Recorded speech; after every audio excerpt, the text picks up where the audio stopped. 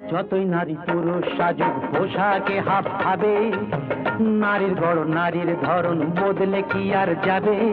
শাস্ত্র মতে তাই তো নারীর ঘোমটা খোলা মানা। আজ 24শে জুলাই, বাংলার চলচ্চিত্রের ইন্দ্রপতনের দিন। 1980 সালে এমনই এক দিনে আমাদের ছেড়ে চলে গিয়েছেন আমাদের বাংলা চলচ্চিত্রের মহানায়ক উত্তম কুমার। তিনি তার মনোমুগ্ধকর অভিনয় প্রতিভার উপর ভিত্তি করে এখানকার আবাল বৃদ্ধ বনিতার মন জয় করে নিয়েছিলেন।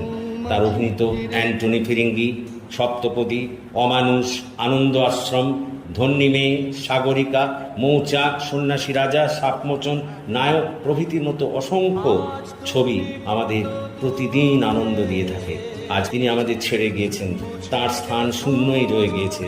তবে তার অবদান আমাদের উত্তর প্রজন্মদের এই বিষয়ে যথেষ্ট অনুপ্রেরণা জুগিয়ে চলেছে, যা বাংলা চলচ্চিত্রের উন্নতির পথ প্রশস্ত করে চলেছে।